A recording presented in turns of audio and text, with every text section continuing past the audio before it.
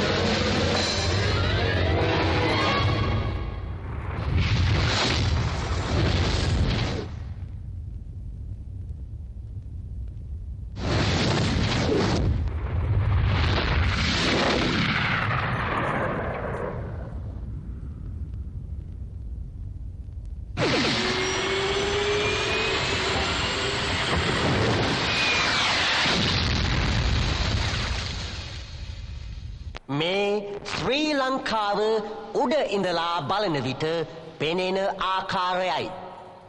මෙය ඉන්දියන් සාගරයේ තියෙන ලස්සනම දූපත කියලයි හැමෝගේම පිළිගැනීම. ස්වභාවික සම්පත් වලින් පිරුණු මේ වගේ රටක් මෙහෙම විනාශ වුණේ කොහොමද කියන එක කාටත් ප්‍රශ්නයක්. අද මේ රට දූෂණයෙන්, භීෂණයෙන්, වංචාවෙන් පිරිලා. වර්ෂ 1948 දී නිදහස ලැබුණායින් පසුව රට බාරගත් බොහෝ දේශපාලුවෝ හොරු කියලා තමයි ජනතාව කියන්නේ. UNP කාරයෝ කියනවා මේ රට කෑවේ ශ්‍රී ලංකා කාරයෝ කියලා. JVP කාරයෝ කියනවා උනුත් එකයි මුනුත් එකයි කියලා. හෙළවුරුමය කියනවා උනුත් එකයි මුනුත් එකයි තොපිත් එකයි කියලා. මහා ජනතාව කියනවා උඹලා ඔක්කොම හොරු කියලා. ඇමතිවරු කියනවා අපි හොරුනම් ඇයි උඹලම නේද ඡන්දය දීලා අපිව පාර්ලිමේන්තු යවුවේ කියලා. ජනතාව අන්ත දුක් විඳිද්දී තීරු බදු රහිත වාහන ලබා ගනිමින් පිටරට සවාරි ගසමින් මේ දේශපාලුවෝ සුපිරි ජීවිත ගත කරනවා. බොහෝ දෙනා කියන්නේ මේක ජෝකර්ලා සෙට් එකක් රජවුණු කොමඩි කන්ට්‍රියක් කියලා. තිත්ත ඇත්ත කියන්න ගිහින් රැඟුම් පාලක මණ්ඩලයෙන් මේක කැපෙයිද දන්නේ නැහැ. නමුත් රැඟුම් පාලක මණ්ඩලයක් දන්නවා මේ කියන්නේ ඇත්ත කියලා. මේ ඇත්ත තිත්තයි.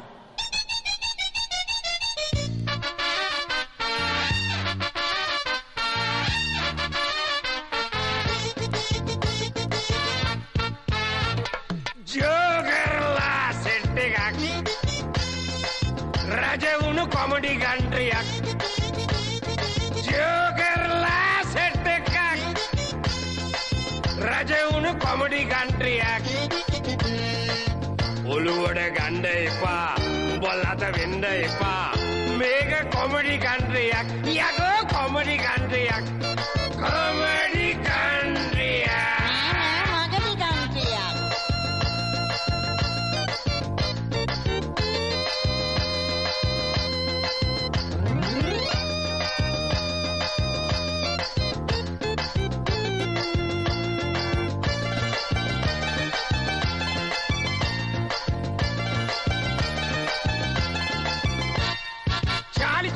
Johnny Walker කරපු විහිළු මදි මිස්ටර් බීන් වටි වේලුලා ළඟදී ආවි කැපි දැන් නියම ජෝකර්ලා ඉන්නේ ඒගොල්ලෝ රටම හිනස්සන්නේ විනෝද සමය දැන් පුතේ එන්නන්නේ පාර්ලිමේන්තු එකේ ඇත්තයි කීවේ උඹ මචං දැන් මට තේරුණා මචං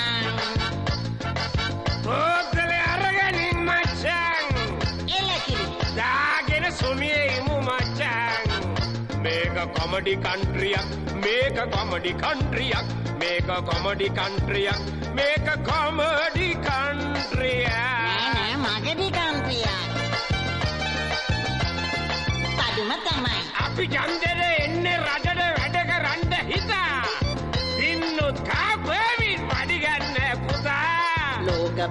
මේ ප්ලග් එක ගලවනවා කිව්වේ කටින්ද? කියනකොට ඔහොම තමයි බයි. කරනකොට මෙහෙම තමයි දැන්. මේකද දේශපාලනේ මට තද වෙනවා මස්සිනේ. තද වැඩක් නෑ දොරේ. මේකයි අලුත් චින්තනේ. මේක කොමඩි කන්ට්‍රියක්. මේක කොමඩි කන්ට්‍රියක්. මේක කොමඩි කන්ට්‍රියක්. මේක කොමඩි කන්ට්‍රියක්. නෑ මගදී කන්ට්‍රි.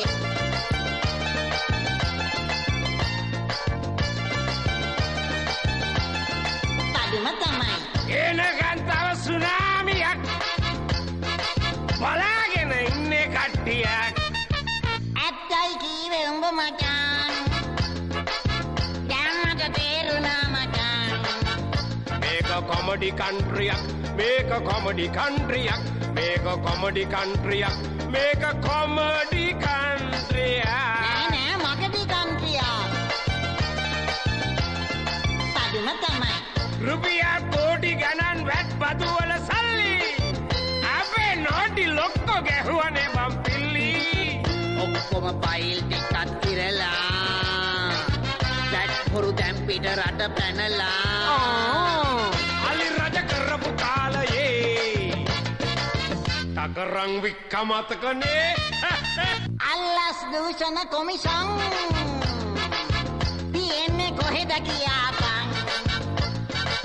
ජාලවල උන්ගේ කලිසන් එලකිරි අරිනවා පාරේ හෙළුවෙන්. මේක කොමඩි කන්ට්‍රියක්. මේක කොමඩි කන්ට්‍රියක්. මේක කොමඩි කන්ට්‍රියක්. මේක කොමඩි කන්ට්‍රියක්. නෑ මගදී කන්ට්‍රියා.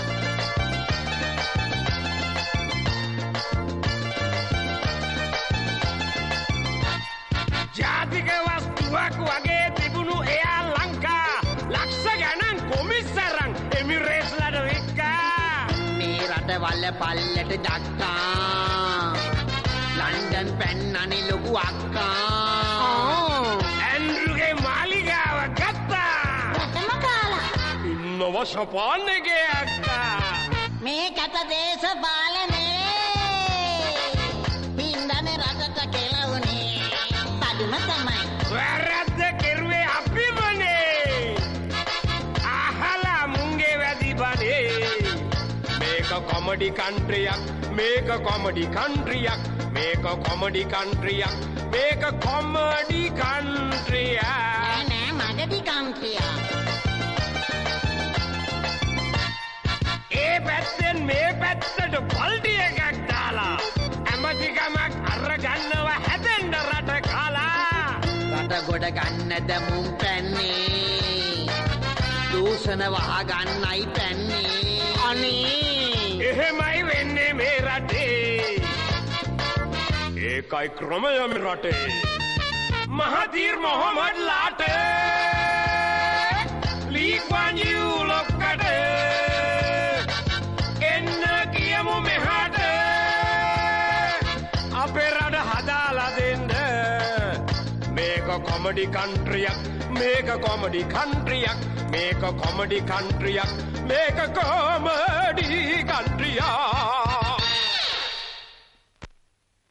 කදිර ගාමර් මහත්මයා ළඟදී ක්‍රියාකාරී දේශපාලනයට අවතීර්ණ වූ උගත් වැදගත් මහාචාර්යවරයෙකි.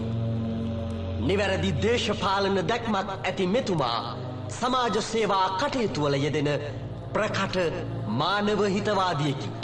එතුමාගේ වැඩිමහල් දියණියගේ නම පූජා වන අතර ඇය ඉතා රෝමත් උගත් බුද්ධිමත්